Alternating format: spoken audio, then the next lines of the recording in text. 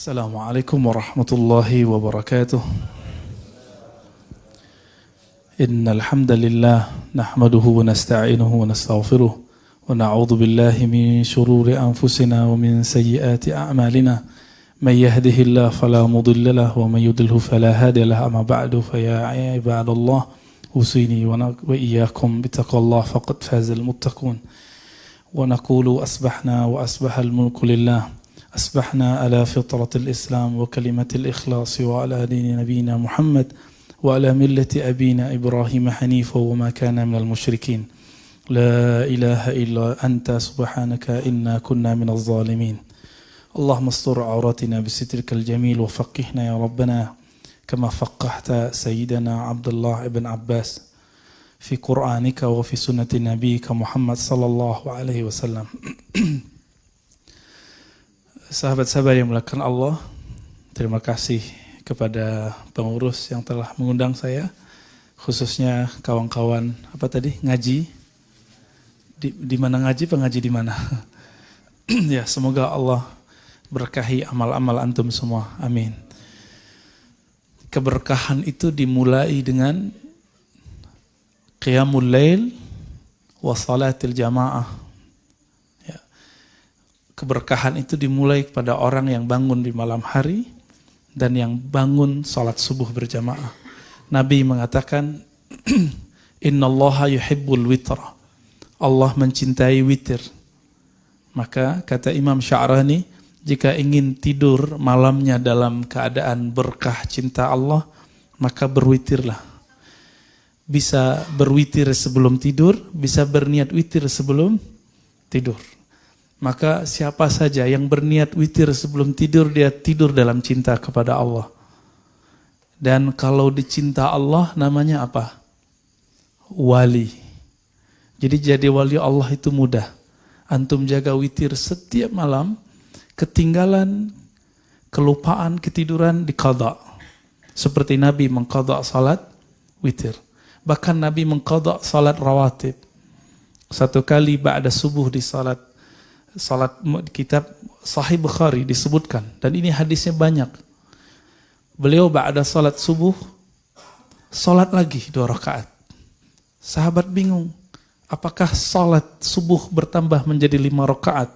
Karena Nabi salat 3+1 setelah subuh. Maka Nabi menjawab, la, tidak. Tapi aku tertidur dari wirid malamku. Apa wirid malam Rasulullah sallallahu alaihi wasallam? Qiyamul lail, salat witir. Jadi mau jadi wali Allah, mau jadi kekasih Allah, jaga salat witir. Lalu Nabi mengatakan mengenai salat subuh, al-barakatu li ummati fi bukuriha. Keberkahan bagi umatku fi bukuriha, yang bangun di awal hari. Dan ini adalah awal hari. Maka orang-orang yang hadir pagi ini pasti diberkahi. Ini adalah garansi Rasulullah sallallahu alaihi wasallam. Ini kabar gembira dari Rasulullah SAW. Hadis ini diriwayatkan oleh Imam Tirmizi, murid terbaik Imam Bukhari setelah Imam Muslim. Baik, kajian kita temanya apa? Kearifan, memahami sunnah dan bid'ah. Kenapa judul ini saya kemukakan di mana-mana? Karena banyak orang tidak arif memahami sunnah dan bid'ah. Sehingga kajian sunnah dan bid'ah tidak lagi membawa keberkahan, tapi membawa perpecahan. Nah, kita tidak mau itu. Kita maunya islah bainan nas, bainal mu'minin. Kita mau islah. Islah itu bukan berarti sama. Islah itu saya memandang orang itu dengan husnuzan. Sehingga saya tidak memandang dia sebagai orang yang berbeda dengan saya. Cuma karena beda hal-hal yang sepele, kemudian tidak membuat dia, oh itu beda, itu syubhat. Itu manhajnya beda dengan aku. Nggak ada kalimat seperti itu. Suatu kali Zaid ibn Sabit yang sekarang jasanya kita pegang. Apa itu? Al-Quran. Dalam hadis Sahih Bukhari dan Muslim, Abu Daud, Tirmizi, dan imam-imam yang lain disebutkan bahwa Abu Bakar dan Umar radhiyallahu ta'ala anhuma, ini pembeda ahlu sunnah dengan syiah, membaca radhiyallahu terhadap sahabat-sahabat agung, yaitu Abu Bakar dan Umar. Mereka ini berdua datang kepada Zaid ibn Sabit. Apa yang mereka katakan? Wahai Zaid, engkau ulama muda, hafiz Quran, sekarang tahukah engkau para hufaz terbunuh lebih dari ratusan orang. Di riwayat itu disebutkan 70, di riwayat lain 700. Wallahu alam mana yang lebih kuat. Apa kata Abu Bakar dan Umar? Seandainya engkau mengumpulkan Quran, tentulah elok, tentulah baik. Apa kata beliau? Hal taf'alani ma lam yaf'al bihi Rasulullah sallallahu alaihi wasallam. Wahai tuan-tuan yang agung, wahai Abu Bakar dan Umar, apakah engkau melakukan apa yang Rasulullah tidak lakukan? Berarti di situ ada dua konsep, dua definisi mengenai bid'ah. Definisi Abu Bakar dan Umar dan definisi Zaid.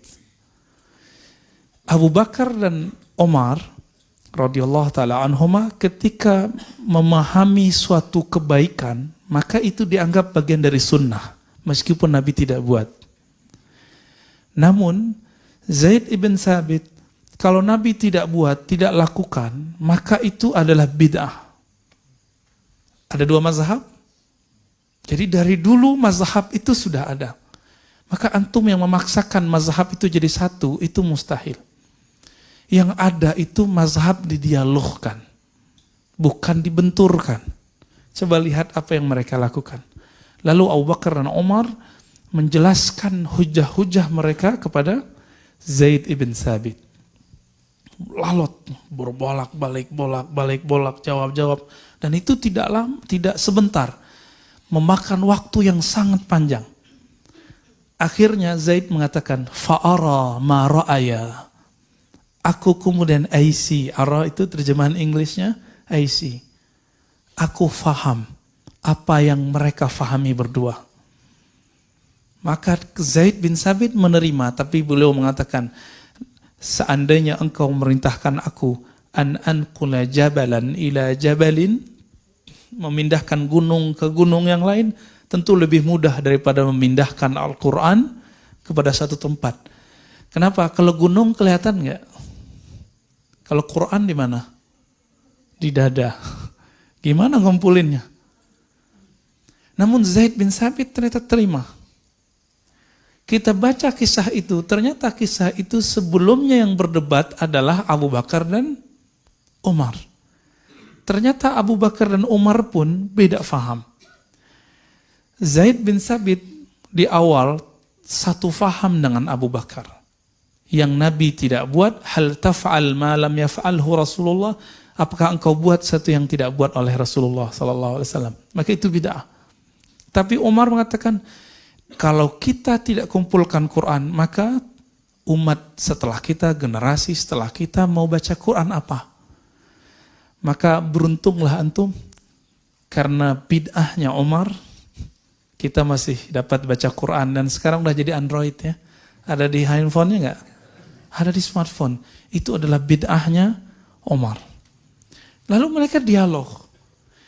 Dialog itu tidak ada di sana. Ente syubhat, Umar, nggak ada. Manhaj kita beda loh. Saya nggak mau dengerin. Kabur gitu, nggak ada. Nggak ada kalimat itu muncul. Tapi di situ bertanya, hal. Itu kan pertanyaan. Pertanyaan sopan. Hal taf'al ma lam yaf'alhu Rasulullah. Hei Umar, apakah engkau buat yang Nabi tidak buat? Sopan nggak tuh? Cuma nanya konfirmasi, maksud kamu apa? Tapi enggak, itu ente bid'ah, enggak bisa, enggak begitu. Ya. Kawan saya khutbah di satu tempat, cuma sayangnya dia tidak tahu adab di tempat itu enggak boleh angkat tangan. Dia angkat tangan kemana-mana. Berdirilah seseorang, angkat tangan lagi, ente turun, di sini khutbah ente enggak benar, enggak beradab ente. Mana yang gak beradab? Yang negur di bawah atau yang di atas? Jadi yang negur lupa. Dia negurnya gak pakai adab. Seharusnya gimana caranya? Tunggu selesai dulu, dia qadha dulu sholatnya. Kalau memang dia nggak yakin sahih, dia sholat zuhur dulu, habis itu baru dia ajak ngobrol tuh orang. Atau selesai sholat, dia ajak langsung ngobrol, bukan berdebat, tapi berdialog. Jadi teman-teman semua, ini yang kita sebut piknik. Ternyata pemahaman yang sempit itu bisa dipiknikkan. Maka selamatlah antum yang suka piknik. Yang ngajinya bukan kepada satu orang. Amalkan sikap Abu Bakar dan Umar. Adakah yang lebih mulia dari mereka setelah Rasulullah SAW? Gak ada. Nabi mengatakan apa? Iktadu bisyaikhaini. Ya. Hendaklah kamu iktidak, mengambil qudwah dengan dua syekh yang hidup min ba'di, setelah hidupku. Ini pesan Rasulullah SAW. Kenapa Nabi nggak sebut Ali? Ali bukan syekh. Syekh itu artinya tua, orang tua. Kalau Ali lain lagi. Ana madinatul ilmi wa aliyun wa abuha. Riwayat Imam Tirmizi. Kalau Utsman lain lagi. Kalau Umar disebut dengan dua model. Disebut dengan muhaddas. Muhaddas bukan ahli hadas. Muhaddas artinya mulham. Orang yang dapat ilham. Maka ketika Umar radhiyallahu taala anhu melihat orang di malam Ramadan, ada yang ruku, ada yang sujud, ada yang berdiri, ada yang lagi tidur-tiduran, ada yang senderan, ada yang baca Quran, beliau mengatakan, seandainya engkau hai Ubay memimpin mereka salat. Dipimpinlah salat berapa rakaat? 20 rakaat. Dan rakaat itu sampai sekarang masih bertahan di Madinatul Munawwarah dan Makkah Al-Mukarramah. Ya, Al-Madinah, Al-Munawwarah, dan Mekah itu masih 20 rakaat. Cuma di sini pengurusnya kan sayang sama jamaah. Takutnya kalau lebih dari 11 kabur atau pingsan. Baik. Apa kata Umar? Ni'matil bid'atu hazihi. Ketika melihat orang-orang ruku rapi semua, sujud rapi semua. Semuanya rapi. Apa kata beliau? Ni'matil bid'atu hazihi, senikmat-nikmat bid'ah itu ini. Anaknya Abdullah bin Umar. Anaknya siapa? Umar. Beliau itu melazimkan, mengkontinyukan salat duha. Nabi tidak pernah mendawamkan salat duha. Lalu ditanya oleh seorang muridnya, apakah engkau buat yang Nabi tidak buat? Nah, kira-kira sama begitu. Apa jawaban beliau? Ni'matil bid'atu hazihi. Senikmat-nikmat bid'ah itu ini. Dan ini semua riwayatnya sahih. Maksud kalimat-kalimat ini apa? Jadi teman-teman semua, ketika kita berbeda faham, maka bertanyalah, bukan menghindar. Maka konfirmasilah, bukan menuduh syubhat. Itu maknanya. Karena inti dari agama kita bukan mengenal sunnah bid'ah, tapi inti dari agama kita adalah al-akhlaq al-karimah, yang disebut dalam hadis husnul khulq. Akhlak yang baik. Orang di zaman Nabi, seorang perempuan, pasti hadis ini sering dibacakan para ustadz, dia sholat malam setiap malam, bahkan hampir tidak tertidur. Tapi sama tetangganya gak baik. Apa kata Rasulullah? Finnar. Itu bukan tetangga sholat loh, tetangga rumah. Menurut antum gimana? Jika ada seseorang tetangga sholat kita gak nyaman sama kita. Suatu kali Mu'adz bin Jabal memimpin sholat. Kepanjangan. Di belakangnya banyak orang-orang pekerja kayu, pekerja pengangkat batu. Hadis Sahih Bukhari, Muslim, Abu Daud, Tirmizi, dan hadis ini sangat mengagetkan saya. Kenapa? Nabi SAW ternyata pro-nya bukan ama orang yang keluar dari sholat. Jadi ada seorang pekerja keras, dia udah kecapean sholat. Dia pengennya Mu'adz itu baca li'ila fi Quraisy atau alam nashrah aja deh gitu. Kenapa? Kakinya udah gemeteran. Ya. Daripada pingsan, mending dia mundur. Akhirnya dia mundur, lalu dia selesaikan sholatnya sendiri. Selesai sholat, Muaz dikasih kabar oleh orang-orang. Itu ada munafik. Munafik itu gimana? Saat sholat bersamamu, dia keluar. Oh, jadi dulu ternyata kalangan sahabat itu memandang orang yang keluar dari jamaahnya munafik. Mirip-mirip sekarang lah ya. Oh, wah kayaknya udah kena syubhat nih. Gitu, kira-kira begitu ya. Syubhat itu kan bukan istilah yang benar. Syubhat itu kan istilah hukum yang tidak jelas. Antara halal dan haram disebut wa bainahuma umurun mutasyabihat. Syubhah. Maka istilah ini tidaklah pantas digunakan untuk menyebut ustadz yang berbeda faham dengan kita. Maka sebaiknya kita emang tidak perlu menyebut orang itu syubhat. Itu tidak benar. Cukup katakan aku beda dengan dia. Selesai. Itu nggak masalah kok. Boleh nggak mengatakan beda? Boleh. Yang tidak boleh itu mengatakan apa tadi? Syubhat. Karena itu ada cacian di situ. Sibabul muslim fisk. Ciri-ciri dai-dai fasik itu suka menghujat. Nauzubillah min zalik. Itu hadis sahih Bukhari Muslim. Sibabul muslim fisk. Di riwayat kedua fusuq. Mencaci sesama muslim. Siapa yang disebut muslim? Yang mengatakan la ilaha illallah Muhammadur Rasulullah. Fasik. Fasik itu munafik. Baca surah Al-Munafikun. Munafikun disebut munafik di situ. Fasik di situ. Zalim di surat yang lain. Kafir di bagian yang lain. Jadi hati-hati dengan istilah ini. Maka teman-teman semua, jika antum berbeda, katakan apa? Kami berbeda. Selesai. Nah, lalu, Nabi pro siapa? Kita coba lihat. Yang diadili orang yang tadi keluar atau Muaz? Ternyata yang diadili Muaz. Jadi Rasulullah itu di pusat kota Madinah, itu bukan hanya tempat ibadah, tapi itu juga tempat untuk mengontrol dai-dai, imam-imam sekitar Madinah. Salah satunya adalah Muaz ibn Jabal, yang dia itu sholat isya'nya 2 kali. Jadi habis sholat dengan Nabi, dia pulang untuk menjadi imam di kampungnya itu, di dusunnya. Berarti sholat isya itu boleh ditakhir dengan syarat jamaah. Jadi antum nanti kalau buat kajian panjang berseri, nanti sholat isya jam 9 boleh kok, jam 11 boleh, tapi berjamaah. Mau sholat isya kabur, itu baru bid'ah. Ya, meeting, oh penting Ustaz, penting Ustaz. Ini lebih penting dari jamaah, oke. Pas udah lewat 15 menit, orang selesai sholat jamaah, meetingnya selesai, terus dia nggak mau sholat jamaah. Itu baru meeting nggak diberkahi. Tapi bolehkah meeting di saat orang sholat jamaah? Boleh. Dengan syarat nanti antum buat gelombang kedua.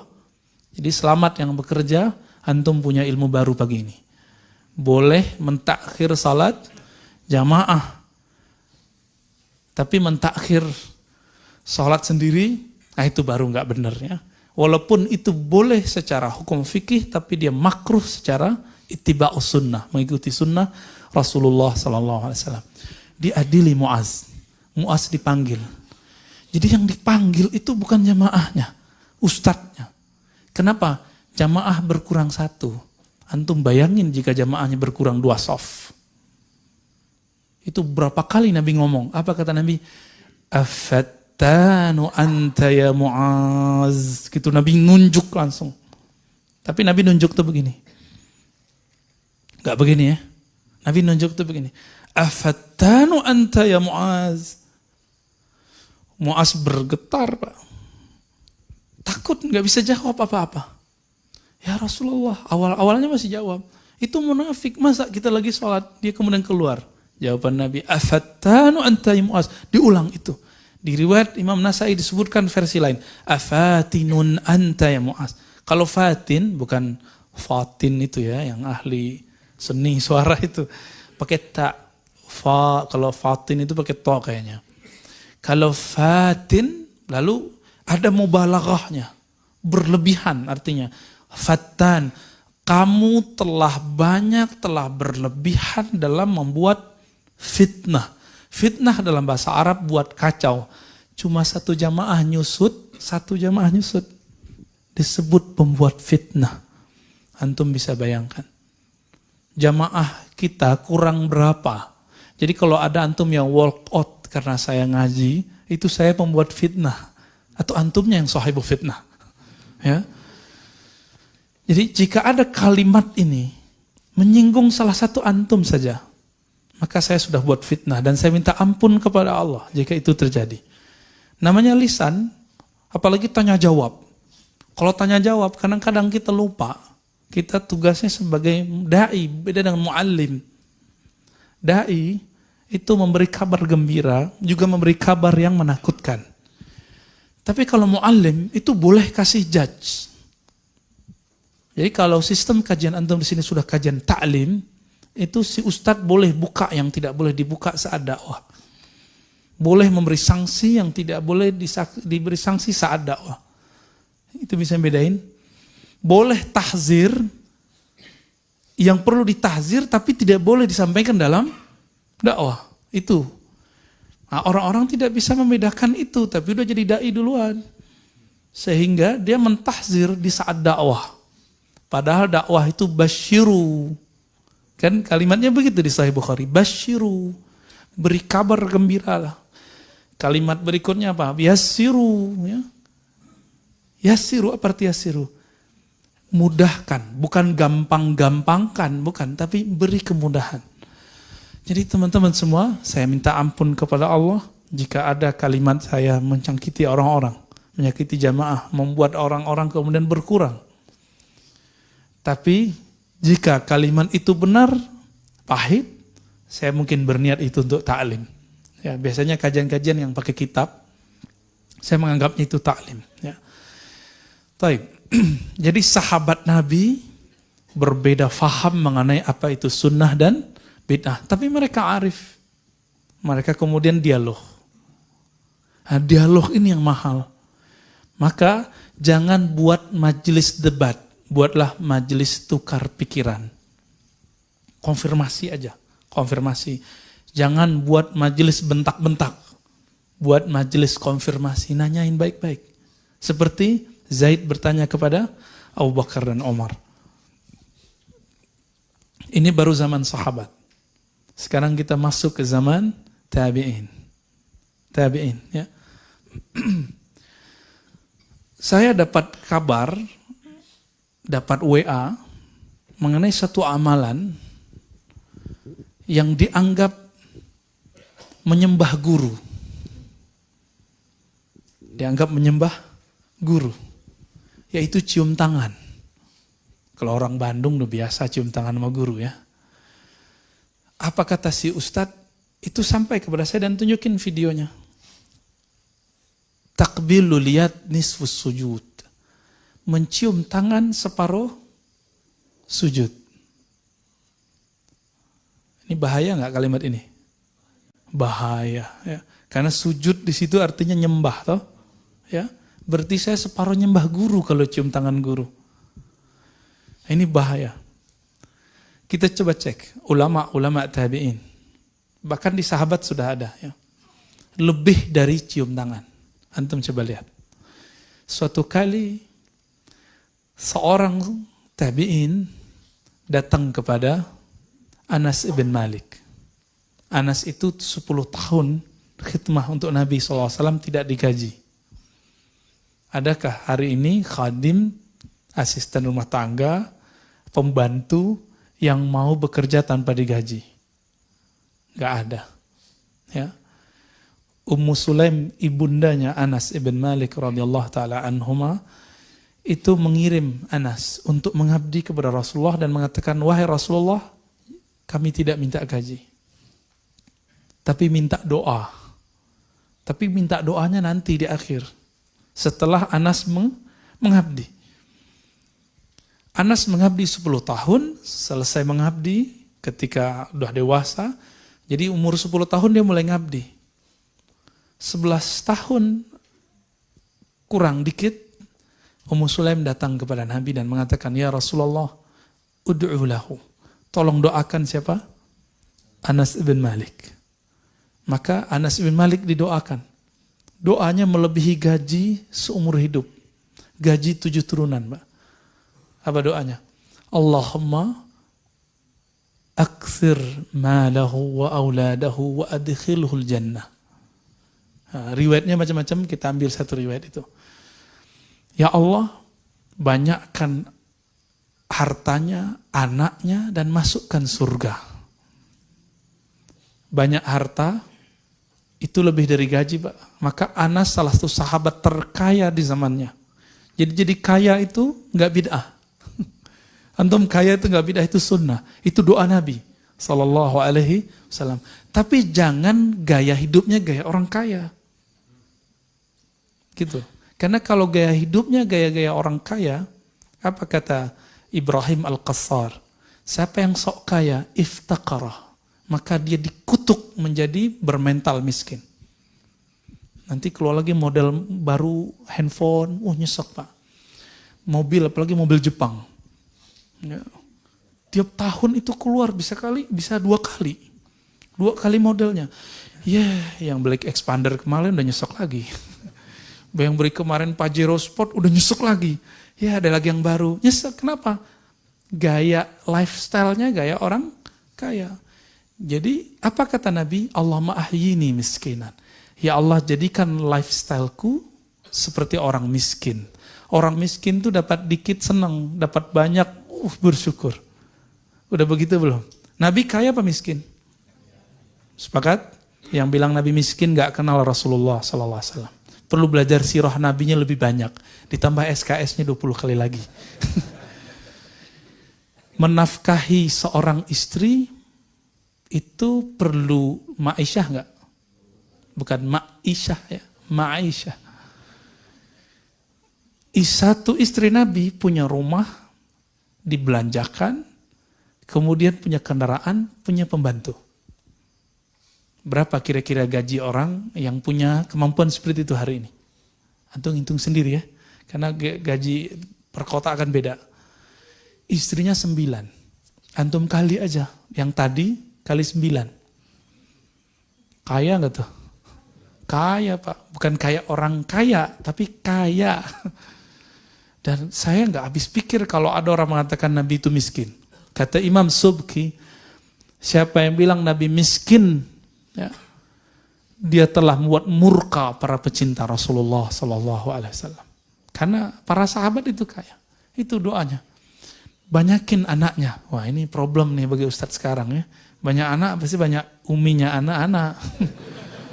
Ya. Maka Anas mengatakan akramuna aksaruhum azwaja. Yang paling mulia di antara kami dulu yang paling banyak umi anak-anaknya. Berat nggak tuh? Ya itu yang antum belum sanggup, yang aneh juga belum sanggup kali ya. Terus di riwayat Muslim itu ada tambahan waghfir lahu, ampuni dia. Yang tadi saya bacakan wa adkhilhul jannah, masukkan dia surga. Udah banyak harta, banyak ibunya anak-anak, banyak anaknya, diampuni dosanya, masuk surga. Adakah gaji yang paling hebat dari itu? Gak ada. Anas ibn Malik mengatakan, aku mencium tangan Nabi SAW dan aku merasakan tidak ada tangan yang lebih sejuk, lebih halus melebihi tangan Rasulullah SAW. Ketika seorang sahabat ini berjalan, didatangi oleh tabi'in. Salah seorang tabi'in ini kemudian bertanya, ya Anas, hei Anas, hal ra'aitan Nabiya sallallahu alaihi wasallam? Apakah engkau benar-benar telah memandang Rasulullah dengan matamu? Apa jawaban Anas? Oh, na'am. Ra'aitu bi'ainayya. Orang itu nanya lagi, dengan mata yang mana? Mata yang ini. Ditunjuk matanya. Maka orang itu minta izin, wahai Anas, izinkan aku mencium mata yang matamu itu memandang Rasulullah sallallahu alaihi wasallam. Nisfu sujud nggak? Saya nggak habis pikir itu kenapa orang berani mengatakan ini cium mata, bukan hanya cium tangan. Bahkan Ibnu Abi Mulaikah datang kepada salah seorang sahabat Nabi dan mengatakan, mana lisan yang dulu lisanmu itu diludahi oleh Rasulullah SAW. Dikeluarin lidahnya, dicium lidahnya itu. Itu bukan homreng itu Pak, bukan. Tahu homreng kan? Bukan. Itu yang disebut dengan bab at-tabarruk. Bab mengambil keberkahan cinta kepada orang yang mencintai Nabi Sallallahu Alaihi Wasallam. Satu kali Umar, yang punya anak ini ya, Abdullah bin Umar lebih tepatnya, merindukan Nabi Sallallahu Alaihi Wasallam. Maka dia cari di mana dulu Nabi pernah jalan-jalan, dia cari jejaknya dan dia jalan di jejak itu. Sambil mengenang Rasulullah Sallallahu Alaihi Wasallam. Dikenang. Dan dia teringat di pohon yang ini Rasulullah dulu pernah duduk. Tapi pohonnya sudah dipangkas, tinggal cuma ya bekas-bekasnya. Nabi dulu pernah berteduh di situ. Dia berteduh di situ, pohonnya sudah nggak ada. Di situ dia mengenang Nabi Shallallahu Alaihi Wasallam. Itulah maulid yang dibuat oleh Abdullah bin Umar. Kenapa dia nggak perlu buat maulidan seperti orang-orang kita, seperti ulama di Hadramaut, seperti ulama di Al-Azhar? Itu di Mesir, orang buat dari 1 Rabiul Awal sampai tanggal 12, ditutup dengan pawai solawat. Setiap tempat buat, karena saking gembiranya, merindukan Nabi SAW. Bukan menyembah Nabi, tapi mengenang Nabi SAW. Karena kita tidak bisa melihat hari ini di manakah telapak Rasulullah. Kita nggak tahu di manakah pohon Nabi dulu berlindung. Maka teman-teman semua, kita husnuzon sama orang maulid. Mungkin dia ingin mengenang cinta para sahabat kepada Rasulullah SAW. Kalau kita nggak maulid, kita ganti namanya. Kajian sirah Nabi. Ya. Maka saya setiap pagi saya kajian sirah Nabi, saya maulidan tiap hari. Nggak perlu nunggu 12 Rabiul Awal. Tapi kalau ada orang mau 12 Rabiul Awal, nggak apa-apa. Siapa yang mengatakan nggak apa-apa? Itu imam syekh yang dulu dinukil oleh guru antum, guru kita semua, guru anak-anak muda di Indonesia, Ustadz Adi Hidayat. Yang karena nukil imam ini, beliau ditahzir oleh banyak orang. Siapa nama orang yang disebut oleh beliau? Sayyid Muhammad Ahlawi Al-Maliki. Gelar Sayyid bagi orang yang tidak faham dikira menyembah guru. Disebut Taghut Makkah. Jadi salah seorang yang mentahzir Ustadz Adi dulu mengatakan, masa Taghut Makkah dikutip-kutip, diikut-ikuti, kira-kira begitu. Apa kata Sayyid Muhammad? Orang Makkah. Beliau, ayahnya, kakeknya, kakek dari kakeknya itu adalah pengajar Masjidil Haram sebelum Masjidil Haram dikuasai oleh orang-orang yang hari ini menguasai Mekah. Apa kata beliau? Jika engkau mengenang nabinya hanya sanggup sekali setahun, maka menurutku itu wajib. Kalau Abdullah bin Umar, Anas bin Malik setiap hari dia mengenang Rasulullah Sallallahu Alaihi Wasallam, maka nggak perlu maulidan. Ya, saya ditanya, Tat, bukannya maulid duluan yang buat Syiah? Saya jawab canda aja, Syibeh kali. Ya, di Syiah ada, betul di zaman Fatimiyah. Tapi di kalangan Muslim itu Sultan Muzaffar, lalu dibangkitkan lagi oleh Sultan Panglima terhebat yang kita puji setiap saat, Salahuddin Al-Ayyubi. Jadi dua orang ini, kita nggak ikut maulidnya Syiah, kita ikut maulidnya Ahlus Sunnah. Maka jika disebut bid'ah, teman-teman, mari coba kita bandingkan bid'ah menurut para sahabat, para ulama dengan bid'ah menurut para pendakwah hari ini. Itu jauh berbeda. Satu kali Syekh Al-Islam Ibn Taymiyah, yang saya juga punya kritik terhadap akidah beliau, tapi saya tidak membenci beliau. Saya mencintainya, seperti Syekh Yusuf An-Nabahani mengatakan aku mencintainya, namun aku mengkritiknya. Karena kritik itu boleh-boleh aja, yang nggak boleh mencaci. Antum kritik kita itu boleh, tapi mencaci itu tidak boleh. Syekh Ibnu Taimiyah rahimahullah punya kitab judulnya Iqtida' Shiratal Mustaqim. Apa kata beliau? Al-bid'atu adalah, bid'ah itu adalah kullu ma lam yadulla alaihi dalilun syar'i. Bid'ah secara ilmu hukum Islam bukan yang Nabi tidak buat. Tapi bid'ah adalah yang tidak ada dalil syaraknya. Pertanyaannya, yang udah pernah ngaji di pesantren atau di sini ada ustadz ngaji usul fikih, yang disebut dalil syariat ada berapa? Yang disepakati ada 4. Quran, sunnah, ijma', qiyas. Yang diperdebatkan oleh imam-imam mazhab ada lebih dari 10. Ada namanya maslahat. Apalagi? Istihsan, uruf, qaulus sahabi. Banyak sekali. Syar'u man qablana. Terus. Semuanya masuk di situ. Jadi ketika orang-orang mengatakan, oh nggak ada di Quran, kita lihat di sunnah. Nggak ada di sunnah, kita lihat di ijma'. Nggak ada di ijma', kita lihat di qiyas. Jika tidak ada di 4 ini, maka siap-siap terjadi ikhtilaf di antara ulama. Tolong bedakan, ikhtilaf ulama bukanlah bid'ah. Kalau ulama yang ikhtilaf, belum bid'ah. Tapi kalau tidak ada ulama yang beramalkan, baru bid'ah. Jadi kalau masih ada nih perdebatan, ini mengatakan boleh, ini mengatakan tidak boleh, maka dia tidak bid'ah. Ini paling gampang. Kalau antum belum sampai level ustadz, mampu baca kitab, udah gampangnya gimana? Jika masih ada ulama yang mengatakan ini baik, ini tidak baik, maka yang baik adalah sunnah. Berarti sunnah bukanlah sesuatu yang Nabi buat saja. Tapi sunnah itu setiap amal yang Nabi SAW buat ataupun tidak buat, tapi ada dalilnya. Nabi pernah nggak ngaji hari Ahad pagi begini? Yang hari Ahad kajian itu agama apa? Tasyabuh nggak? Tasyabuh nggak? Enggak lah, ya. Kenapa? Materinya beda, walaupun sama-sama hari Ahad. Yang liburan hari Sabtu siapa? Yahudi. Antum liburan nggak hari Sabtu?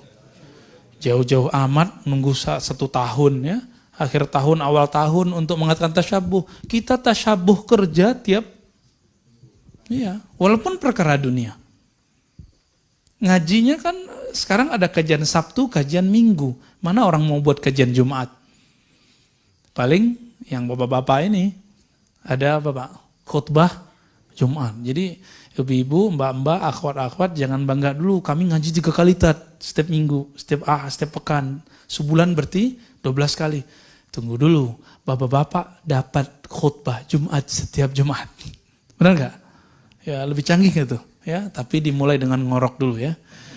Innal hamdalillah. Ya.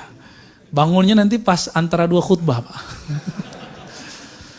Ya. Makanya kalah sama ibu-ibu di belakang ya.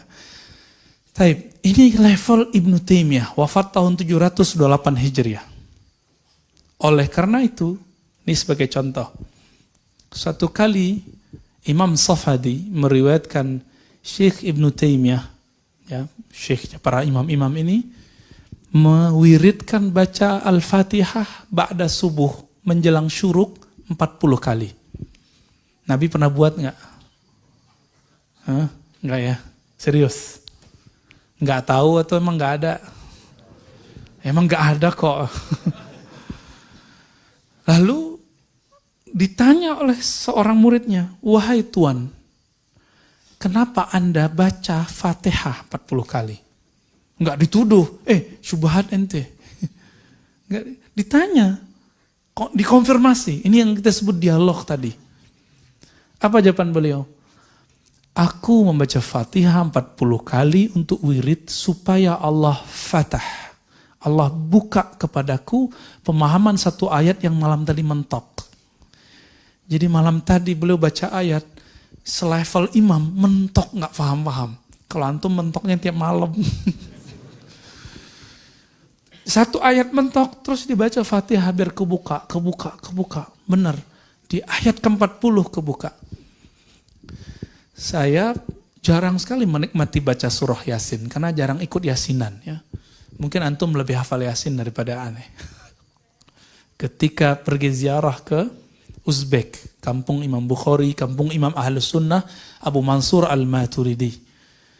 Di situ pimpinan rombongan bilang, ayo baca Yasin yuk. Saya mikir, wah Yasinan nih.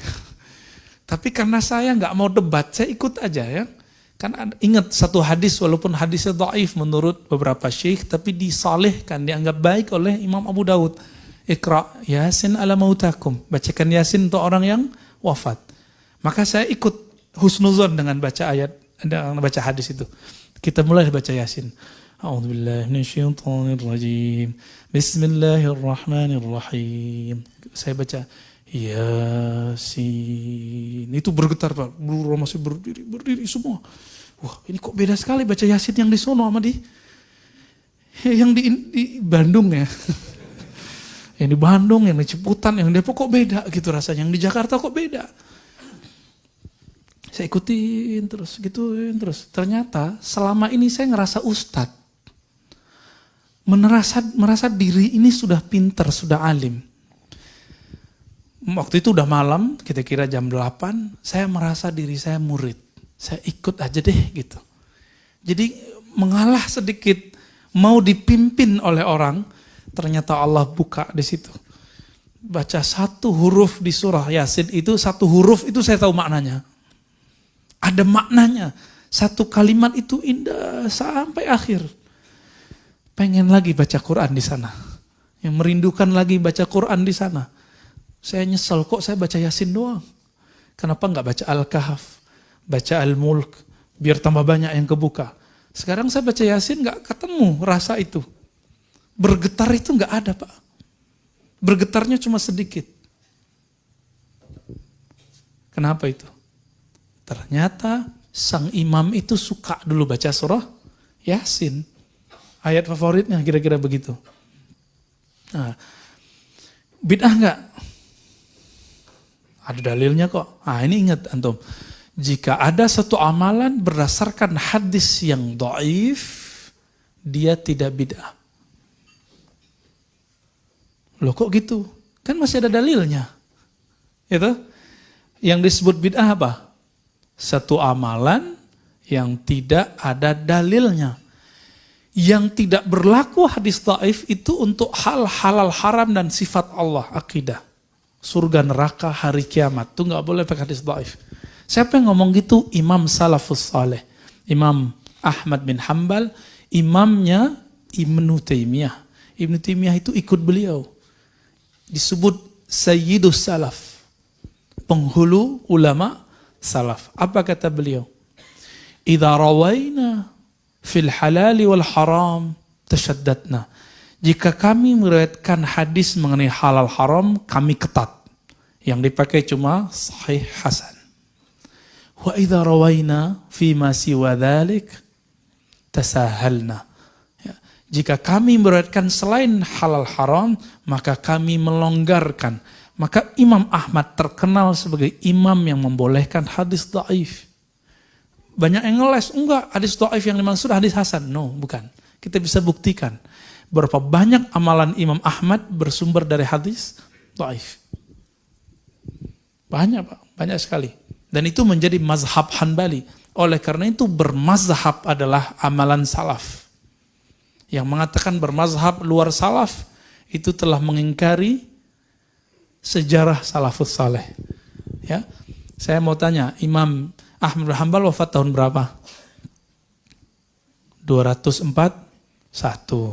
Ya. Gurunya Imam Syafi'i wafat tahun berapa? 204. Salaf nggak? Salaf ujungnya kan 300. Ini masih di bawah 300? Masih. Imam Malik tahun 179. Imam Abu Hanifah 150. Maka 4 imam ini adalah imam salafus saleh. Antum ikut salah satunya, maka antum salafi yang sahih. Jadi salafi itu mudah sebenarnya. Sangat mudah. Tapi saya nggak tahu kalau nama ini kemudian telah jadi brand banyak orang atau sedikit orang. Ya, maka saya meyakini saya ikut salaf. Karena imam saya adalah Imam Syafi'i, Imam Malik, Imam Abu Hanifah, Imam Ahmad bin Hanbal. Bukan satu imam. Imam kita ada Bukhari, Muslim, Abu Daud, Tirmizi. Nah, ini contoh Tirmizi. Bahwa beramal dengan hadis dhaif itu adalah sunnah, bukan bid'ah. Silakan buka Sunan Tirmizi. Sunan itu jamak dari sunnah. Nanti ketemu satu bab aqiqah. Al-aqiqah bahasa Arabnya. Aqiqah. Udah ada terjemahannya sekarang ya. Hadis pertamanya mengenai azanil maulud. Mengazankan bayi baru lahir. Mengazankan bayi baru lahir. Saya sudah cek ternyata rawinya dhaif 2 orang. Lemah 2 orang. Jadi Imam Tirmizi ngambil dari seorang ulama, dari Nabi SAW, bahwa Nabi mengazankan cucunya. Dan di riwayatnya ada 2 rawi yang dhaif. Tapi Imam Tirmizi, murid Imam Bukhari mengatakan, hasanun sahih. Hadis ini hasan plus sahih. Antum ikut mana? Tiba-tiba muncul Syekh Albani mengatakan, hadis ini dhaif. Hadis itu dhaif penelitian ilmu hadis standar. Tapi penelitian imam yang di atas standar, yaitu Imam Tirmizi, hadis ini hasan sahih. Ternyata standar sahih itu tidak hanya rawi. Tapi ada satu lagi. Adakah ulama sahabat, ulama tabi'in, tabi'ut tabi'in, salafus soleh mengamalkannya? Jika ada, hadis yang dhaif itu langsung naik jadi sahih. Itu versi Imam Tirmizi. Imam Tirmizi, Imam salafus saleh. Antum ikut mana? Ikut Imam Tirmizi atau pendapat Syekh Albani? Itu boleh-boleh aja. Tapi kalau aneh ikut Imam Tirmizi. Karena murid langsung Imam Bukhari. Jarak beliau dengan Nabi cuma 4 orang. Jarak beliau dengan Nabi cuma 4 orang. Bahkan ada 3 orang, tapi yang kuat itu 4 orang. Antara beliau dengan Nabi SAW. Yang 3 disebut sulasiyat, yang 4 disebut rubaiyat. Hadisnya dhaif, tapi disebut sahih. Kenapa? Karena ada ulama salafus saleh yang mengamalkannya. Jadi sebenarnya jika kita mau membuka pikiran kita dengan baik, membaca kitab-kitab ulama salafus saleh dengan tenang satu-satu, dikhatamkan satu-satu. Nah, ini tradisi salaf. Maka di sini katanya saya kaget malam tadi dikabarin oleh beliau nih ya. Ustaz, kita udah khatam di sini 6 imam. Loh, aku khatamnya 4 tahun kok. Di sini kok khatam cuma beberapa pertemuan. Ternyata baru sejarah imamnya. Semoga nanti ini masjid menjadi corong ahlus sunnah. Di sini ada kajian Sahih Bukhari, Sahih Muslim, Sunan Abu Daud, Sunan Nasai. Kalau perlu buat pesantren dekat-dekat sini, pesantren hadis. Pesantren hadis. Atau dibuat daurah-daurah kajian hadis. Kan banyak ahli hadis di sekitar Bandung. Bandung kan dekat kampus. Kampus UIN. UIN ya. UIN. Sebenarnya UI yang negeri. UIN itu mirip dengan Al-Azhar. Di situ ada orang yang lurus, di situ ada orang yang bengkok-bengkok, di situ ada ahlus sunnah, di situ ada ahlul bid'ah. Di situ ada orang yang manhajnya sahih, di situ ada orang yang tidak sahih. Ada yang liberal, ada yang tidak liberal. Namun yang dominan adalah ahlus sunnah. Maka cara orang untuk menjauhkan umat dari ulama, jauhkan umat dari UIN. Cara orang untuk menjauhkan umat dari ulama, jauhkan umat dari pesantren. Pesantren itu kan gak ada kaitan sama politik. Jika ada kiai keluaran pesantren berpolitik, itu gak ada hubungannya sama pesantren. Ya, jadi jangan pernah sudutkan pesantren karena lulusan pesantren itu berpolitik. Sepakat? Jika ada lulusan UIN liberal, itu bukan UIN yang liberal, dianya yang liberal.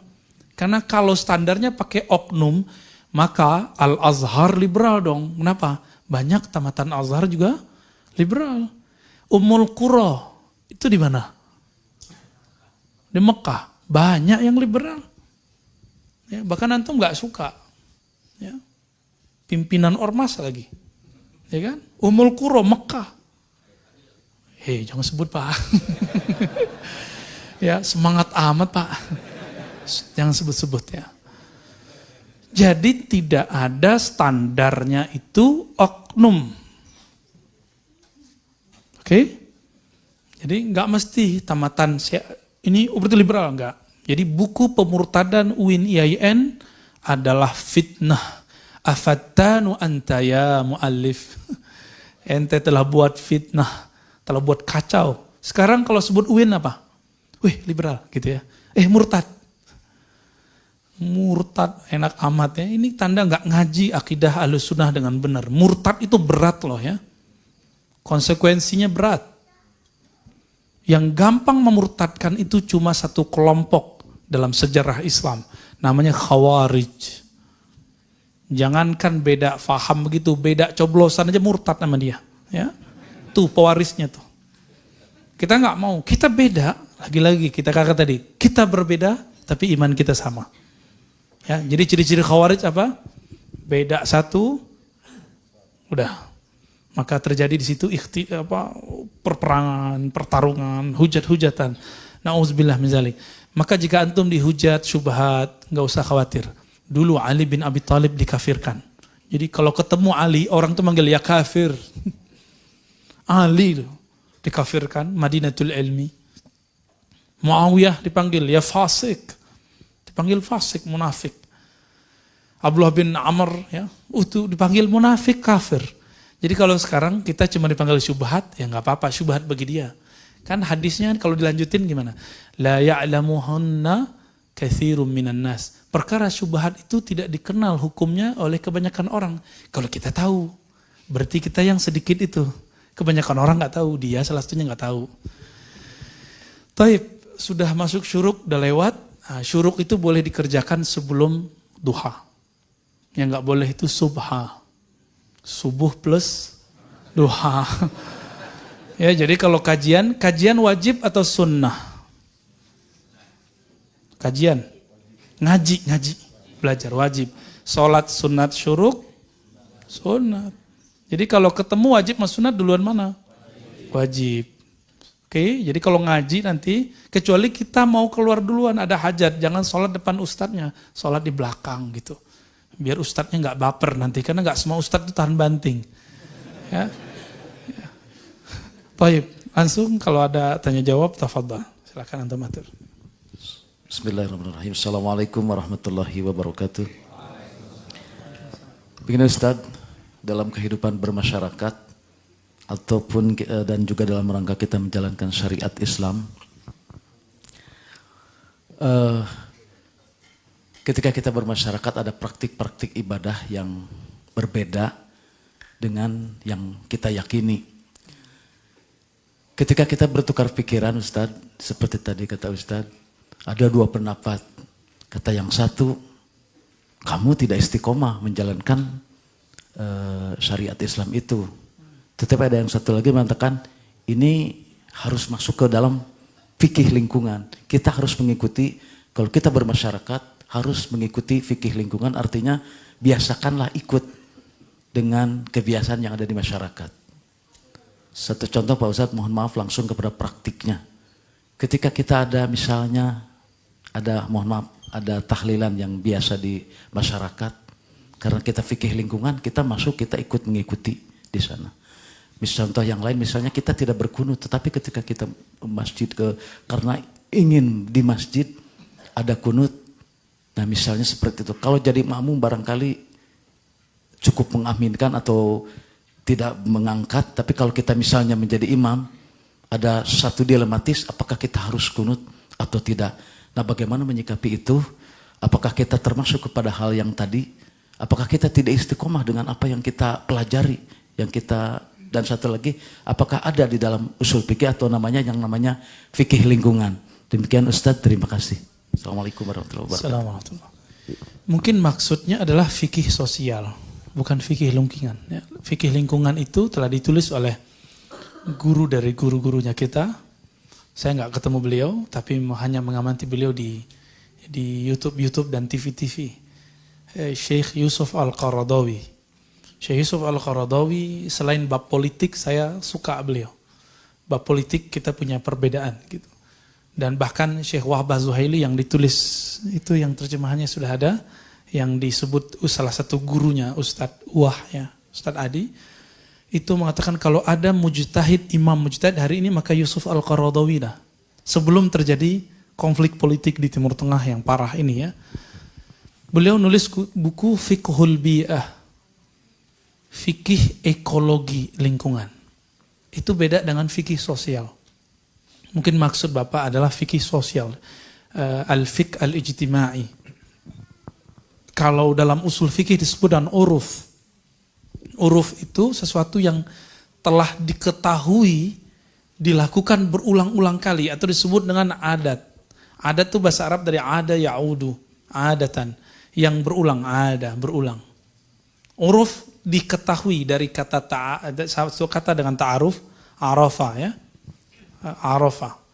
Berarti diketahui bahwa itu baik, itu disebut dengan uruf. Nah, maka yang mungkin pas disebut fiqhul urf, fikih uruf atau fikih sosial. Gimana tanggapan kita? Kalau kita ketemu yang berbeda di tempat dia, maka yang diketemukan, yang dikemukakan di situ bukan siapa kita, tapi adalah akhlak dia. Suatu kali Imam Syafi'i berziarah ke kuburan Imam Abu Hanifah. Karena waktu Imam Abu Hanifah wafat 150, Imam Syafi'i baru lahir. Karena nggak ketemu, beliau cuma ketemu dengan muridnya Abu Yusuf Muhammad bin Hasan Syaibani. Maka beliau ziarah, lalu sholat di masjid dekat situ. Ketika sholat subuh, muridnya nanya, "Wahai Tuan Guru, kenapa engkau tidak berkunut? Kunut subuh." Jawaban Imam Syafi'i apa? "Aku menghormati yang dikubur di situ." Udah meninggal Pak, masih dihormati. Sekarang kita cuma karena beda masalah yasinan, kita udah gak hormat loh ke orang. Menurut Imam Syafi'i, hadis kunut yang sahih itu subuh. Menurut Abu Hanifah yang sahih itu witir. Salat witir pakai kunut itu yang sahih menurut Imam Abu Hanifah. Itu pun sebelum ruku. Dua orang ini sepakat untuk tidak sepakat, tapi tidak pernah menghujat dan tidak pernah mengatakan yang dikubur tuh syubhat. Nggak ada. Bid'ah itu kan sesuatu yang tidak ada dalilnya. Bukan sesuatu yang dalilnya lemah. Oleh salah seorang ustadz mengatakan tidak boleh ikut kunut. Kenapa? Itu bid'ah, hadis dhaif. Nah, itu logikanya nggak nyambung. Logika hukumnya keputus di tengah jalan. Keputus. Kalau begitu, seandainya dia mikir nggak? Seandainya dia hidup di zaman Imam Syafi'i, berani nggak bilang, Imam, ente syubhat. Syafi'i, ente pelaku bid'ah. Hadis dhaif kok. Imam Muzani, depan Imam Syafi'i, pewaris ilmunya Imam Syafi'i itu Muzani, Humaidi, Ahmad bin Hambal. Itu merasa kayak semut depan Imam Syafi'i. Gimana dengan imam yang tadi bilang syubhat itu? Gak kelihatan kayaknya ya. Dia gak mikir sejauh itu. Ini kemudian jadi tanya jawab, bukan tanya jawab ya, tanda tanya gitu. Tanda tanya besar di kepala saya. Katanya ikut salaf gitu. Jadi ketika Bapak misalnya berkunut, terus jadi imam di masjid gak kunut, jangan kunut, hormati pengurusnya atau imam di situ. Kalau enggak gak usah jadi imam. Tapi rakaatnya jangan ditambah Pak. Ya, itu disebut fikih sosial. Kalau istilah saya ada fikih akhlak. Tapi kita belum tulis bukunya Pak. Kalau istilah Syekh Hasan Al-Banna disebut fikih dakwah.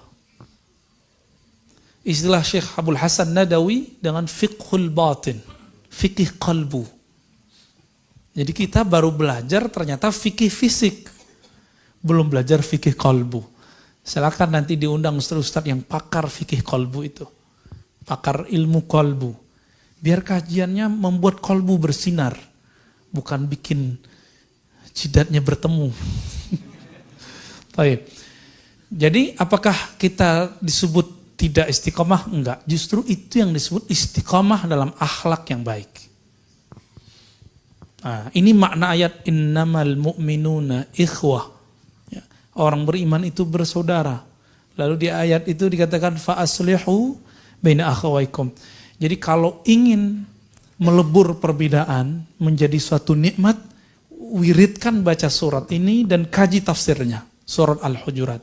Islahlah antara saudara-saudaramu. Ayat ini turun dan jadi abadi karena Allah tahu umat ini pasti tidak akan mau islah. Maka perintahnya disuruh islah. Jangankan kita ya. Dulu ketika ada sahabat Ibnu Abbas divonis oleh dokter jangan sujud di atas debu karena matamu sudah sakit. Kata Ibnu Abbas radhiyallahu taala anhuma, la af'al ma lam yaf'alun Nabi. Saya enggak mau buat yang Nabi enggak buat. Enggak pantas masa seorang Ibnu Abbas sujud di atas sajadah sedangkan Nabi tidak pernah sujud di atas sajadah. Jadi antum ini ahli bid'ah semua ini. Hijau lagi. Ya, ini kayaknya tebel nih ya. Beda dengan yang di rumah kita tuh tipis ya. Udah gitu udah lecek lagi ya. Udah bekas lututnya itu udah nggak tanggung-tanggung. Di bagian hidungnya itu udah bau komedo. Beda ya. Hei, ahli bid'ah. Jadi teman-teman semua, ketika saya mengganti amal saya, fikih ibadah di depan kawan saya yang beda faham, di tempat dia, ini disebut fikih akhlak. Dan itu sunnah salaf saleh. Jadi nggak disebut tidak istiqomah. Misalnya bapak diminta jadi imam di masjid yang nggak jahar basmalah, udah nggak usah jahar basmalah. Masjidnya nggak biasa zikir-zikir ba'da sholat dengan jahar, ya udah nggak usah jahar. Gitu, sederhana nggak? Sederhana sekali. Jangan kemudian protes, misalnya imamnya nih zikirnya kenceng ba'da sholat. Langsung pakai Allahumma antas salam, lantas jalan. Gak usah begitu, tungguin aja, biarin aja dia zikir sendiri, kita zikir sendiri. Ya. Cukup? Ya. Tadi masalah yasinan juga ya. Oh, yasinan tuh panjang pembahasannya Pak, satu pertemuan. Karena hadisnya ada beberapa ya, ada 5 hadis mengenai persoalan yasinan dan tahlilan itu. Mulai dengan sahih sampai yang tidak sahihnya. Minimal 5 yang saya kumpulin di tulisan itu. Mohon doanya nanti insya Allah Maret ini saya mau selesaikan nulis buku sunnah-sunnah yang dianggap bid'ah. Sunnah-sunnah yang dianggap bid'ah. Insya Allah. Mohon doanya, amin. Baik, nanti saya kirim ke sini ya. Insya Allah. Baik, ada lagi? Ya, tafadhal. Bismillahirrahmanirrahim. Assalamualaikum warahmatullahi wabarakatuh. Assalamualaikum warahmatullahi wabarakatuh. Sebenarnya apa yang saya mau tanyakan itu mirip apa yang sudah ditanyakan Bapak tadi, tapi ada yang masih mengganjal dalam diri saya, terutama dalam pemahaman ini ya. Tadi ada bid'ah, ada dalil yang qot'i, misalkan di Quran hadis ada yang seperti itu, tapi ada yang mengatakan bahwa ya sering saya terima gitu, yang itu harus benar, tapi belum tentu ya baik. Yang baik sudah pasti benar, tapi yang benar belum tentu baik. Nah itu bagaimana sikap kita dalam menghadapi masalah seperti itu yang memang fenomenanya di masyarakat adalah ada bidah gitu ya. Nah juga yang kedua, terutama yang saya tanyakan lagi, terutama yang tadi berkaitan dengan apa tuh akikah. Akikah itu kan hadisnya sampai 7 hari gitu. Tapi ada yang tidak pernah berakikah, makanya sudah tua atau mau yang meninggal ini akikah ini bagaimana hukumnya gitu ya. Apa katanya ya, seperti tadi itu baik, tapi yang baik pasti benar, tapi yang benar belum tentu baik katanya gitu. Terima kasih. Wassalamualaikum warahmatullahi wabarakatuh. Assalamualaikum warahmatullahi wabarakatuh. Baik pasti benar. Benar belum tentu baik. Ribet nggak? Enggak ya? Contoh yang benar belum tentu baik itu sholat panjang-panjang kayak Mu'az baik nggak? Baik nggak? Stop dulu. Benar atau baik pertanyaannya? Yang dilakukan Mu'az benar atau baik? Benar, tapi belum baik. Bisa memahaminya? Jadi Mu'az itu udah benar. Sholatnya itu lebih dari satu surat. Lebih dari satu surat. Ini tadi udah mulai oyong-oyong. Imamnya baru satu halaman kurang dikit. Ya. Al-Baqarah lagi kan gampang ngapalinnya. Ya. Itu udah mulai kayak goyang-goyang tuh. Ya. Saya yang goyang atau antum yang goyang. Itu benar. Tapi tidak elok. Gitu. Nah, contoh lainnya apa? Orang yang meyakini kunut itu sunnah Nabi, lalu dia kunut ketika jadi imam, tapi di masjid yang tidak berkunut, itu benar tapi tidak baik. Gitu. Benar itu terbagi dua, ada benar al-haq yang mutlak, ada yang benar disebut sawab. Sering dengar wallahu a'lam bis sawab. Sawab itu kayak kita mana? Hobi mana enggak? Ya, di sini ada tempat mana ya? Mana hati paling senangnya ya? Mana? Ketika mana? Itu kan ada lingkaran.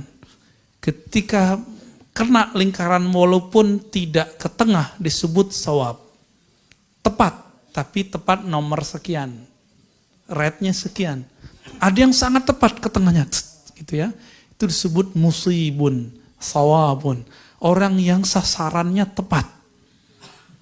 Tapi tepat. Terjemahan Indonesianya benar. Padahal terjemahan yang tepatnya adalah, yang pasnya adalah, ini tepat, ini kurang tepat, ini sangat tepat, ini lebih tepat gitu Pak. Tapi di Indonesia terjemahannya apa? Benar. Waktu saya 2013 buat daurah, kajian hadis untuk para da'i. Untuk para da'i Pak, ini level da'i. Seorang da'i nanya mengenai zikir ba'da sholat. Jahran, dengan jahar. Saya kadang jahar, kadang tidak. Banyak tidaknya. Lalu saya jelaskan riwayat bahwa Nabi SAW dan para sahabat mengangkat suaranya berzikri ba'da kulli maktubah. Mengangkat suaranya berzikir setiap sholat wajib. Maka ada riwayat yang kencang suaranya, ada yang tidak. Apa kata si Ustadz? Ustadz, ente salah. Loh, saya kaget. Kenapa? Kebenaran cuma satu. Kenapa ente sebut ada dua? Itu level Ustadz. Kalau Ustadznya udah begitu, gimana jemaahnya? Akhirnya saya tanya balik, kamu punya dalil apa? Dia jawab, saya sudah baca Sahih Bukhari, Sahih Muslim, Sunan Abu Daud, bla bla bla, dan saya tidak menemukan dalil zikir setelah sholat dengan berjamaah dan mengangkat suara. Kebetulan nama dia salah satu nama yang ada di kitab-kitab itu. Saya sebut namanya, Hei Fulan. Wallahi demi Allah, betul ente sudah baca Sahih Bukhari. Saya khatam 4 tahun, ente berapa tahun? Betul ente sudah baca Sahih Muslim. Betul ente sudah baca Sunan Abu Daud. Jangan-jangan megang aja belum. Baru baca Arba'in sama Riyadhus Shalihin atau Fadilah Amal. Udah berani bilang gak ada. Jadi dalam konsep dia, kebenaran itu yang ada di pikirannya. Kalau gak ada di pikirannya berarti gak ada. Oh, ternyata inilah nasib para dai hari ini. Inilah mauqif manhaj beberapa ulama-ulama muda, bahkan sudah tua hari ini. Kalau nggak tahu, dibilang nggak ada. Saya kemudian tanya, ente sudah baca kitab ini? Sahih Bukhari, baca Sahih Muslim. Kita sebutin riwayat Ibnu Abbas, Abu Sa'id Al-Khudri, Abu Hurairah. Pusing dia ya. Pusing dia. Kita suruh ulang yang pertama aja dia nggak hafal. Akhirnya kita tanya balik. Ada toh? Berarti ente bohong. Saya nggak bilang gitu. Dalam hati saya ngomong. Ente bohong. Katanya udah baca Sahih Bukhari. Covernya paling gitu ya. Mau ngejek itu kan nggak enak mempermalukan orang depan. Ya. Jadi ketika ada yang benar, menurut kita itu belum tentu benar menurut Allah. Benaran menurut kita sebut tepat. Ketepatan orang yang baru ngaji 5 tahun beda nggak yang udah ngaji 10 tahun? Ketepatan orang baru hijrah kemarin sore dengan orang hijrah dari dia kecil, kalau saya nggak perlu hijrah.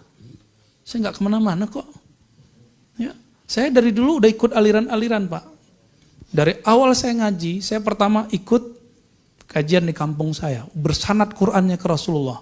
Fikihnya bersanad ke Rasulullah. Terus ikut aliran A, B, C, D. Sampai kemudian 10 aliran baru saya masuk ke kampus. Jadi nggak perlu hijrah, karena udah dari kecil hijrah. Kalau antum perlu hijrah. Ya, kita sudah melakukan itu dari dulu gitu.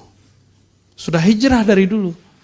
Ketika kita baru ngaji sekian tahun, bacanya cuma 1 jam sehari, lebih banyak buka WA-nya, nonton YouTube-nya, buka TV-nya daripada orang-orang yang membaca.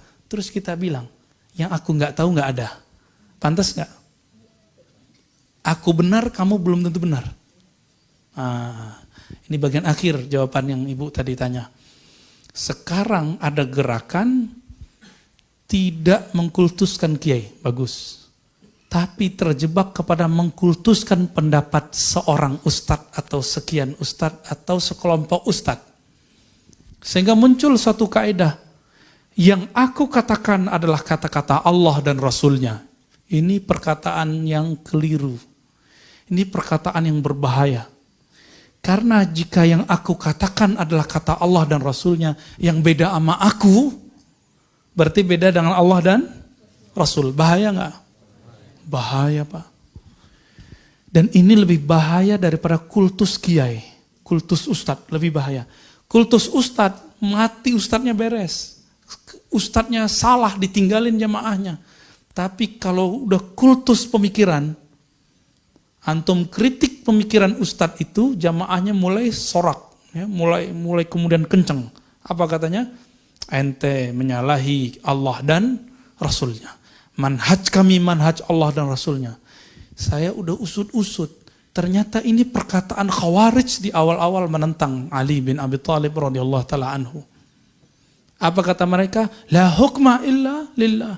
Tiada hukum kecuali hukum Allah. Yang kita putuskan ini adalah hukum Allah. Ali bukan melaksanakan hukum Allah, maka Ali kafir. Muawiyah kafir. Kafir. Ujung-ujungnya kafir. Dan ini berbahaya. Jadi tolong, jangan kultuskan kiai, jangan kultuskan ustadz plus pemikiran ustadz. Cukup hormati ustadz, hormati pemikiran ustadz. Pemikiran ustadz disebut sawab, bukan hak. Al-haqqu min rabbika. Kebenaran itu mutlak dari Allah. Dari langit turun ke bumi. Tapi kalau sawab dari bumi ke bumi. Oke, jadi tolong jangan kultuskan. Nah itu kata kuncinya. Cukup? Ada lagi? Akikah, bolehkah saya akikah ketika udah gede? Gitu, udah meninggal. Kita nggak ketemu dalil yang mendukungnya. Namun yang saya temukan cuma perkataan Ibnu Mubarak mengenai bukan akikah, tapi berkurban. Pada saat berkurban, Abu Hanifah yang pendapatnya mirip dengan Ibnu Mubarak, ulama salaf semua, membolehkan mengakikahkan orang mati atau memberikan kurban untuk orang mati, tapi dengan syarat tidak memakan dagingnya. Kenapa? Karena dihitung sedekah. Memakan sedekah yang telah diberi sama dengan menelan muntah sendiri. Jadi kalau ada yang beramal, misalnya pengen mengikahin ayah ibu, itu amalan ulama salaf. Siapa? Ibnu Mubarak dan Abu Hanifah. Membolehkannya, tapi dengan syarat apa? Tidak memakannya. Kalau kurban saya boleh ambil nggak? Kalau akikah saya boleh makan nggak? Boleh, kita undang orang makan. Tapi jika itu sedekah, maka dia makruh dimakan. Nih, saya udah kasih antum air nih, terus saya minum lagi. Enggak, itu makruh. Jadi kalau naktir orang, saya bilang, yang aku berikan ke kamu itu taktiran, sedekah. Tapi yang aku makan bukan gitu. Kalau enggak nanti kita makan. Ya. Atau kita bawa makanan, ayo makan apa namanya, yuk. Jangan bilang, ini hadiah buat kalian, terus kita makan. Kita sudah makan, air ludah sendiri. Kalau kita punya ketajaman kolbu, kita bisa lihat tuh. Orang itu jorok. Cuma antum kan gak lihat. Alhamdulillah gak lihat. Coba kalau antum lihat, pusing ya. Seperti Imam Malik, itu pusing. Dan Imam Abu Hanifah itu pusing melihat ada orang yang berwudu, itu melihat semua dosanya luntur. Cuma sanggup selama 7 harian, terus minta, ya Rob, tolong cabut pandangan batinku ini. Akhirnya beliau nggak ngelihat lagi. Jadi kalau ada orang sholat sampingnya, kelihatan dia, wah ini bekas Malik nih, nyolong nih. Wah ini habis jelalatan nih matanya nih. Yang satu lagi habis ngultus-ngultusin kiai nih. Yang satu lagi habis syubhat-syubhatin ustadz nih. Kelihatan sama imam ini, dia cabut. Makanya imam tersebut dulu mengatakan tidak sah berwudu dengan air musta'mal. Sekarang bilang boleh. Tapi Imam Syafi'i bilang nggak boleh. Nanti tanya ustadz-ustadz yang ahli fikih ya. Ustadz ahli fikih Jakarta diundang belum? Kayak Ustadz Sarwat. Udah ya. Nah, itu paling alim sebenarnya bilang fikih. Kalau antum fokus ngomong fikihnya. Jangan ngomong masa lalunya. Kalau ngomong masa lalunya kenceng ya. Taib. Jadi boleh akikah di luar tanggal 7 disebut qada us-sunnah atau mengqada amalan-amalan sunnah Nabi. Ya, seperti Nabi pernah mengqada salatnya. Namun Imam Syafi'i tidak pernah mengqada akikahnya. Imam Syafi'i nggak pernah diakikah loh. Oleh karena itu, saya waktu kecil kata bapak saya, kamu belum pernah diakikah loh. Ya udah nggak apa-apa, aku lebihin di anakku. Jadi saya nggak pernah mengakikahkan diri saya sendiri. Itu kewajiban orang tua. Jadi kalau udah gede, apa timing yang pas? Kalau datang hari kurban, kita kurban. Kalau punya anak, ya kita akikahin anak. Lebihin gitu. Niatin dalam hati, ya Allah dulu aku tidak diakikahkan orang tuaku, sekarang aku lebihkan. Jadi kalau kambingnya seharusnya 2, jadi 4 gitu. Kuat ya, tajir ya. Semoga kita kuat, amin. Cukup ya. Ada lagi? Oh, taib. Bismillahirrahmanirrahim. Assalamualaikum warahmatullahi wabarakatuh. Assalamualaikum warahmatullahi wabarakatuh. Ustaz, mohon penjelasannya tentang hadis sholatlah kamu seperti melihat aku sholat. Allah. Ya. Di fenomena sekarang sholat kita berbeda-beda Ustaz. Dari gerakan saja sudah beda. Iya. Mohon penjelasannya yang menurut Nabi melihat. Menurut Nabi itu apanya yang harus kita ikuti? Sekian Ustaz. Imam Syafi'i, Imam Nawawi, khususnya Imam Nawawi mengatakan salat menurut Nabi nggak mungkin. Mustahil. Nabi itu khusyuk. Nabi kalau takbir hilang dunia dan akhirat. Yang ada cuma Allah. Allahu Akbar. Kalau antum takbir kan tuh bentak ustad. Karena waktu kampanye beda nolnya. Yang pernah begitu tobat. Ya. Tobat serius. Kenapa? Ali bin Abi Thalib jika takbir itu hilang sakit-sakit yang ada di punggungnya. Jadi Ali bin Abi Thalib itu pernah di Sahih Bukhari punggungnya kena panah. Ketika takbir itu dicabut, hilang rasa sakitnya nggak ada. Abu Bakar radhiyallahu taala anhu ketika takbir hilang suaranya, nggak kenceng. Kalau antum kan tambah kenceng. Allahu Akbar. Saya aja takut dengernya. Ya. Apalagi yang beda nol sama antum. Bisa jantungan, copot jantungnya itu. Dalam Sahih Bukhari, tidak diriwayatkan di Sahih Muslim, dalam bagian salat, Imam Bukhari meriwayatkan Nabi bersabda, Sallu kama ra'aitumuni usalli. Ini coba lihat kalimatnya, pelan-pelan. Salatlah kamu seperti kamu melihat aku salat. Nabi nggak ngomong gini, Sallu ka salati. Salatlah kamu menurut aku salat, berdasarkan aku salat. Enggak mungkin Pak. Nabi kalau sholat, surga neraka langsung depannya. Coba antum kalau ngeliat neraka, kabur. Ngeliat surga nggak mau balik. Nabi Idrisnya nggak mau balik, ya kan? Ada yang lebih kuat imannya dari Nabi Idris? Nggak ada. Itu rahasianya kenapa Allah belum perlihatkan surga saat kita sholat. Padahal Nabi mengatakan, ketika aku berdiri di tempat ini, aku memandang surga. Maka aku maju selangkah ingin memetik buahnya. Tiba-tiba berubah menjadi neraka. Aku mundur satu langkah. Itu. Lain lagi di hadis sholat kusuf. Mereka kan kusuf ya. Coba tanya imamnya, pasti nggak mengalami itu. Coba kalau mengalami itu mendadak gila Pak.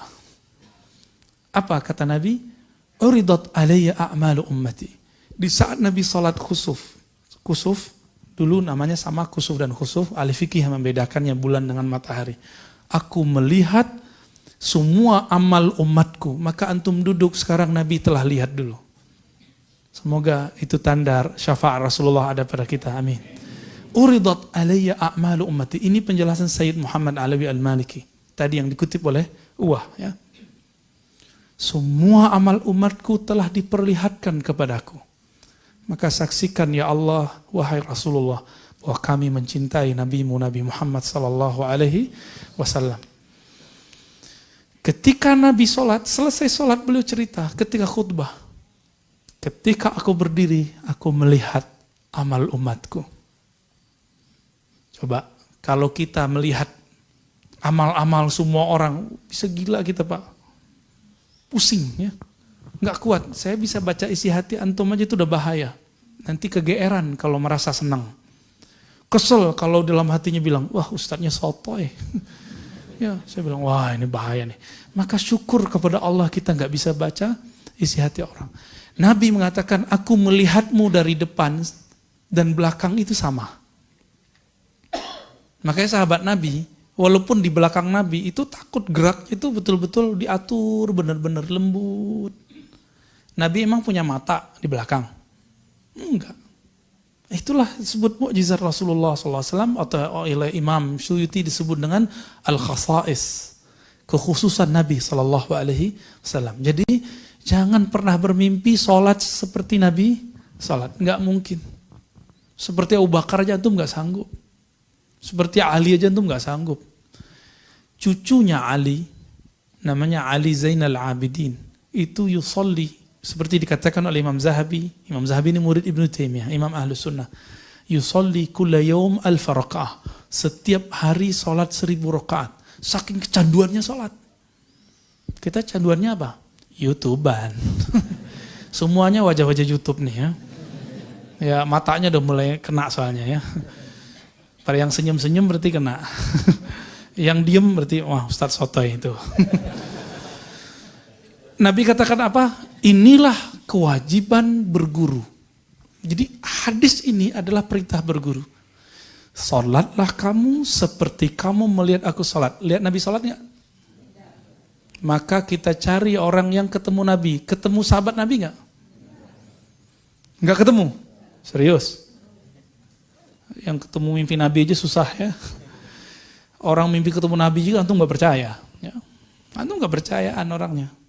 Karena beda politik tadi. Ya, kalau saya percaya, meskipun saya beda politik sama dia, saya beda coblosan sama dia. Tapi saya percaya karena saya menyaksikan sendiri sebelum dia memutuskan memilih itu, lidahnya nggak putus menyebut nama Nabi.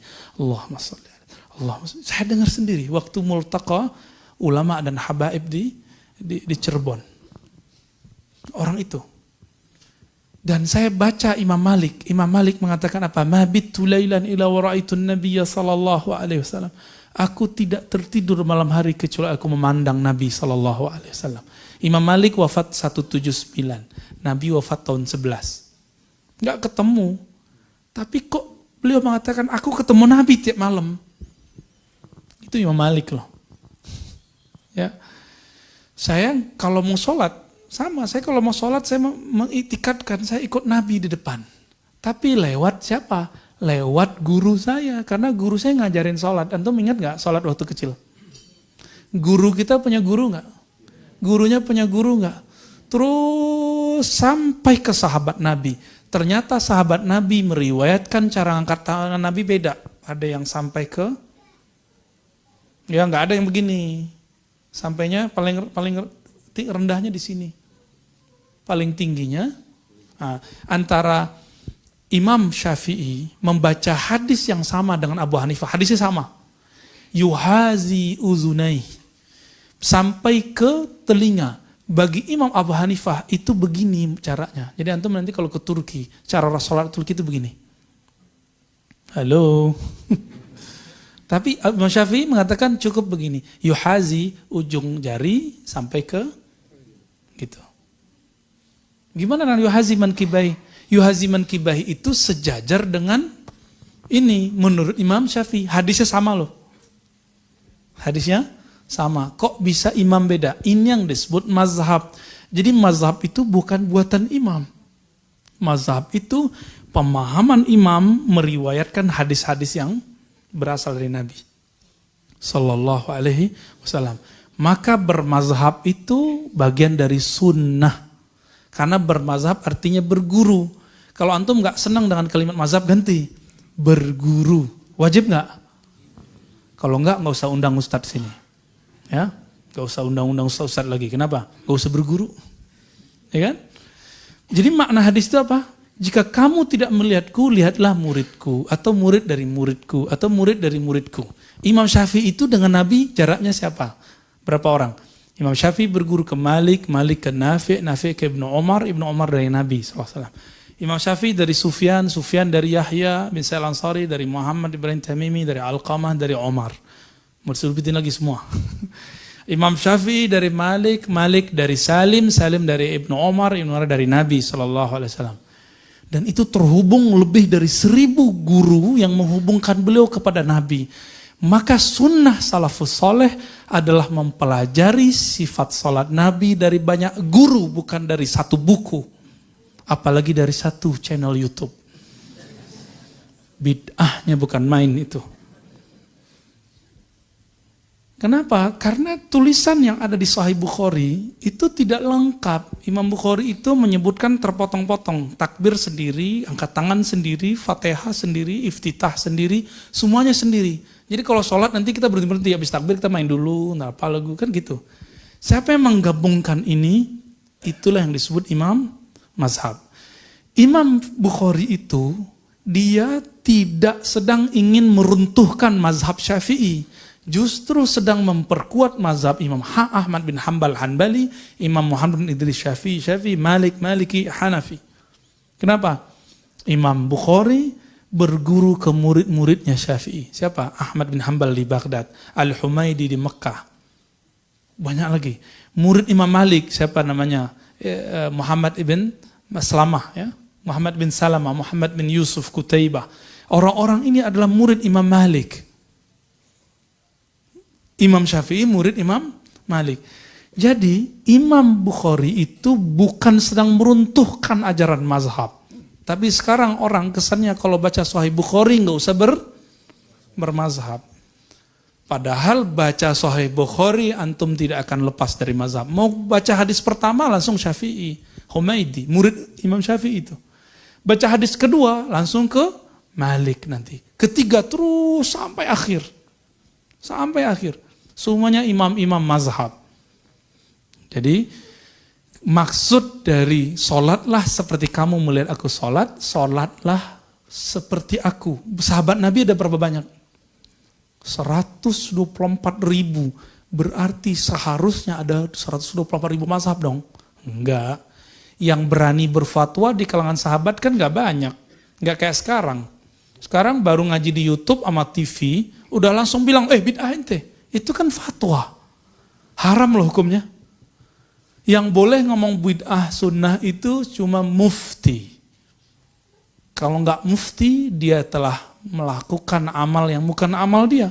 Fantazir sa'ah, siap-siap kekacauan terjadi. Benar nggak? Masjid kalau sudah mulai mufti gadungan muncul, siap-siap jamaah sama pengurus sama pengurus, ustadz sama ustadz, ramenya bukan main. Lebih parah dari pasar, Pak. Ya, pasar itu orang cuma tarik-menarik harga. Ini enggak. Tarik-menarik pengajian. Sama imam, sama muazzin. Ya. Allahu Akbar.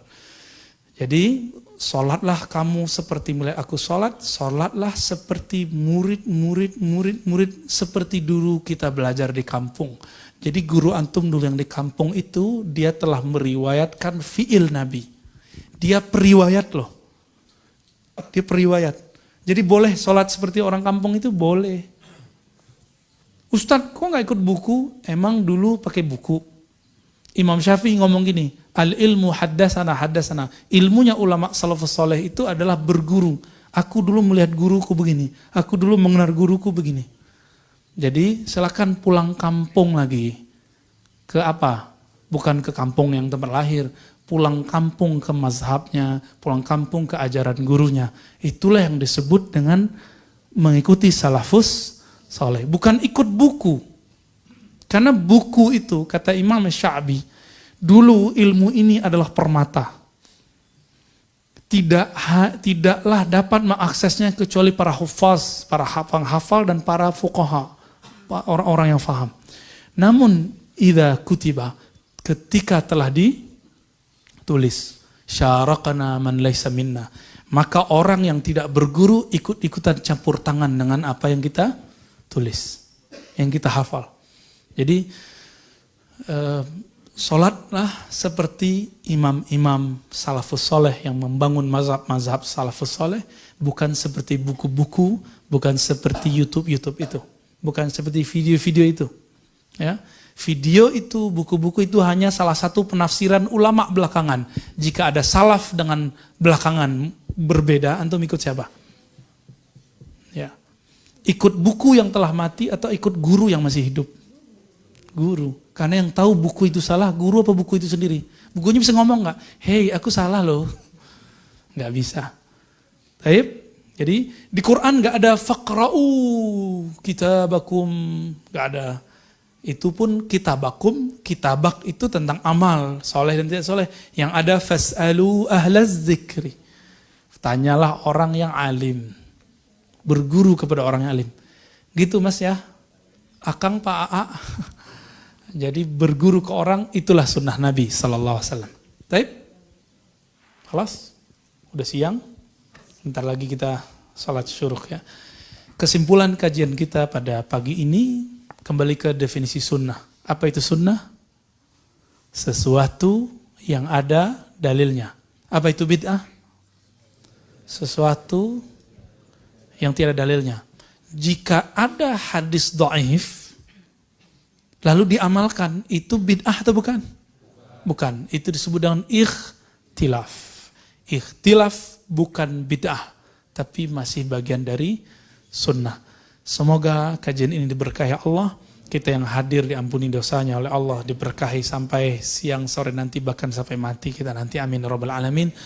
Subhanakallahumma wa bihamdika asyhadu an la ilaha illa anta astaghfiruka wa atubu ilaik. Assalamualaikum warahmatullahi wabarakatuh.